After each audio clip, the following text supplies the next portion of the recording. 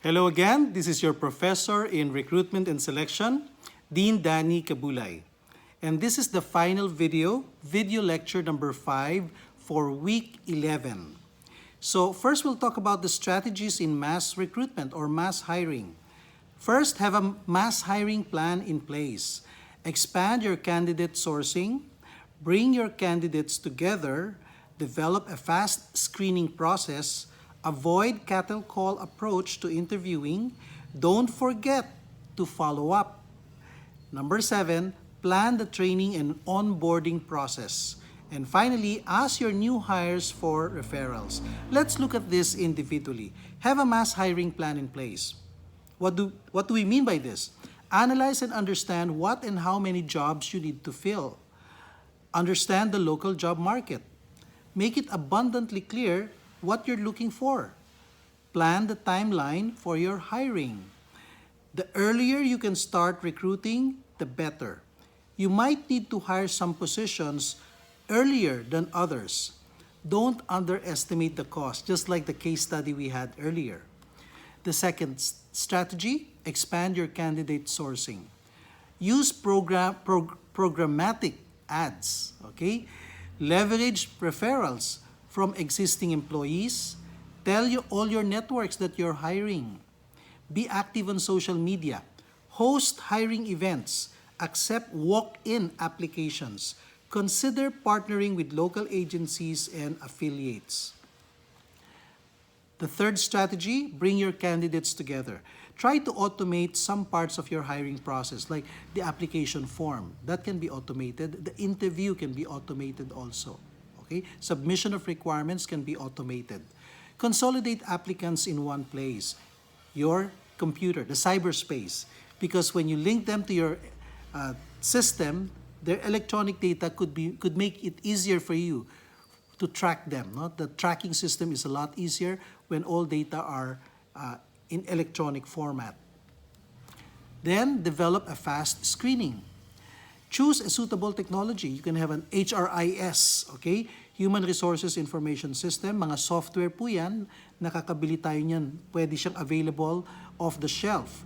Collate basic data and create a database. Weed out unqualified applicants. Create an assessment using the database arising from the results of the recruitment and selection process. Another strategy is avoid cattle call approach. Ang ibig sabihin ng cattle call approach, yung parang nagtatawag ka ng maraming aplikante, tapos pinapapila mo sila, pinag-aantay mo sila ng matagal, tapos parang naka-megaphone ka pa kung minsan, okay? So, yun yung avoid natin kasi parang ang cheap tignan, okay? Make applicants feel important as individuals, okay? Not as statistics. Make the recruitment and selection process more sensitive, more convenient, and esteem boosting. Kailangan nakakataas naman ng dignidad o moral ng mga aplikante. Huwag natin silang itrato na aplikante lang kayo eh. Okay? So, cattle call approach cheapens the entire hiring process. So, huwag tayong mag-cattle call approach. Structured interview eliminates hiring biases also. Okay? Don't forget to follow up. Develop and implement a functional feedback mechanism for the applicants to know their progress. Provide applicants feedback at each stage of the hiring process. Gusto nilang malaman, umuusad ba ang kanilang application o hindi? O sila ay hindi na pumasa dun sa last step. Okay? Be honest with all applicants, but be diplomatic, especially when breaking out an unfavorable feedback. Let's say hindi sila natanggap, be very careful not to hurt their feelings, okay? Not to insult them, okay? Number 7, plan the training and onboarding process. Set up the new hires for success. Kasi pag hindi natin sila inorient, hindi natin sila train, first day of work, they will make a lot of mistakes. Because you did not orient them, and that's your fault. Okay? So, importante, yung mga bagong hire, bibigyan natin sila ng orientation or onboarding, ang tawag doon, onboarding training. It must be comprehensive. Group the new hires into batches to make the sessions more effective. Let's say, 150 yung bagong hire. Huwag mo sila papuntahin ng sabay-sabay. You can have smaller batches like 1 batch, 30. So, there will be 5 batches. 30 each per batch. So yun, comfortable sila doon. Okay? Allow Q&A at the end of each session. So baka meron silang katanungan dun sa orientation process na naganap. Okay? Finally, the last strategy, ask your new hires for referrals. Kasi you hired the right people, most likely meron silang mga kaibigan na kapareho nila. Okay? So, naghahanap ng trabaho, so they can be the ones to give referrals. Okay? The new hires can be a good walking advertisement for your company. Okay? Sila magsasabi na, apply ka doon sa company namin, kulang pa kami. Pwede ka doon, qualified ka. Okay? So they can invite their friends and even relatives. Okay? Now, here is a case study entitled Make Yourself Productive. Gretchen Pampam, the HR officer of Sabor, conducted the new employee orientation and onboarding training for new hires, 45 of them, for 6 branches of the supermarket chain. The one-day session was full of parlor games, puro mga palaro, puro mga jokes, puro mga, exercises, no? And so much time was wasted with new hires introducing themselves. Di ba? Yung introduce yourself. So every person will introduce himself for 2 to 3 minutes, 45 sila. 1 hour and a half ang naubos, okay? Sa kaka-introduce nila sa sarili nila. Not all policies and procedures were covered by the onboarding training. Masyadong manipis yung laman, okay? The participants surely enjoyed, but they felt something was lacking in the training. Parang may kulang. Nag-enjoy naman sila kasi puro masaya yung mga activities, okay? So, tingnan natin yung mga employees ng Sabor, no? They look pretty, di ba? Okay? Once the new hires started reporting for duty in their respective branches, some applicants were late based on the biometric timekeeper. Naku, hindi nila alam na bawal pala malate. One new employee had an accident. Naputulan siya ng kamay doon sa meat slicer. Hindi pala siya marunong gumamit. 4 new employees were caught and charged with pilferage. Nagnanakaw. Nanguumit ng paninda. Okay?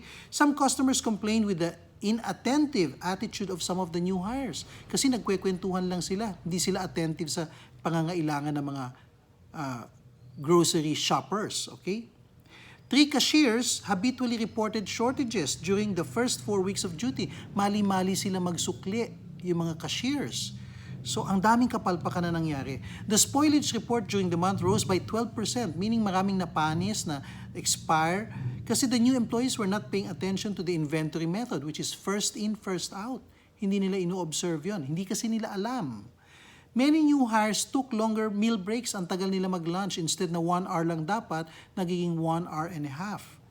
Hindi yun ang prescribed ng company. Some employees who were at a loss on their first week were yelled at, nasisigawan sila ng manager.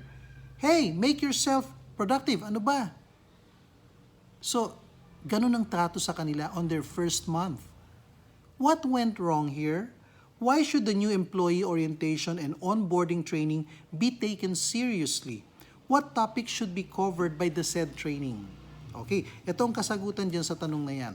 The new employee orientation should cover the following topics: company history, organizational structure and key officers, company's mission, vision, and values, products, services, and facilities of the company, important company policies, customer service basics, code of discipline, what are the do's and don'ts, basic hygiene and professional grooming standards, how should they look? How should they look when reporting for duty?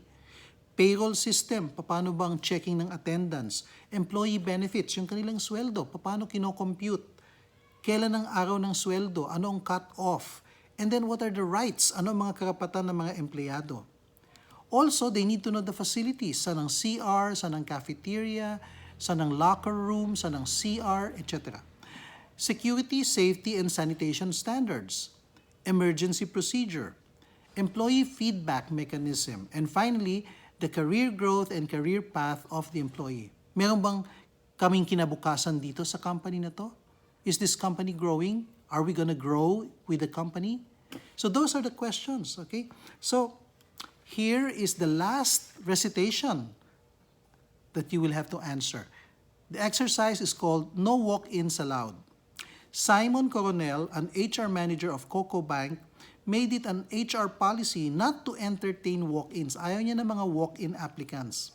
He preferred if all applicants logged into the company's HRIS, yung computer website nila, so they can capture right away their data into the system, and then it would be easier to process their application. Isabel Pritil, a magna cum laude graduate from her university in Cebu, is here in Manila. Nagbiyahe siya kasi dinalaw niya yung kanyang mga kamag-anak. Narinig niya may opening sa Coco Bank. So nag-apply siya, nag-submit siya ng biodata sa application form, pumunta siya sa building, nag-walk-in lang siya. Kaya lang yung gwardiya, tinaboy siya. Sabi ng gwardiya, "Ma'am, pasensya na po, hindi kami nag-a-accept ng walk-in. Pumunta na lang kayo sa website namin, dun kayo mag-apply." Okay? So, ganun ang ginawa nga ni Isabel. Nadismaya siya, hindi niya nagustuhan yung pagtrato sa kanya. So, nung umuwi na siya sa Cebu, dun siya nag-online. Tapos, natanggap naman ang kanyang paper, siya ay na-interview online at nagustuhan siya. Ngayon, sabi ng manager, sabi ni Mr. Coronel, pwede kayong pumunta ng Manila for the final job interview sa kapipirmahan na yung kontrata? Tanggap na po kayo. Kagagaling niya ng Manila. Pababalikin na naman siya. Kasi daw hindi sila tumatanggap ng walk-in. Pero ito, nagustuhan nila to kasi magna cum laude, magaling magsalita, very personable. So here's the question I want you to answer. No? First, what are your thoughts about the no walk-in policy of Coco Bank? Pabor ba kayo sa ganyang policy? Okay ba yan? There is no right or wrong answer. Pwedeng yes, pwedeng no ang sagot, as long as you can defend your answer. The second recitation question is, what opportunities are they missing out? Ano yung nami-miss out ng companies like Coco Bank na bawal ang walk-in? Okay? Ano yung hindi nila natitake advantage? Okay? Make sure you place your answers in the comment section at the bottom of video lecture number 5 of week 11. Okay? Now, for your take-home quiz for week 11, this is about the expanding bee farm. Sylvette Richardson is the owner of a flourishing bee farm in Bohol, and she is planning to expand her operations in Bukidnon, Cavite, and La Union. She is currently exporting her products, mainly bottled pure honey, to the US, Europe, and Japan. She currently employs 22 personnel in the 3-hectare farm, 26 in the processing plant, and 15 administrative and sales personnel. When she expands in 6 months' time, she may need a similar number of personnel for each of the 3 new locations. What is the best advice you could give Sylvette on mass hiring? Only one question. Answer that in 50 words, but you have to send your answer to my email address. I repeat, Danny_Kabulay2000@yahoo.com. Okay? So wala tayong e-portfolio task for week 11 because times 2 yung ating task nung week 10. I hope you enjoy this weekend. So have a good weekend. See you in week 12. Okay? God bless you all.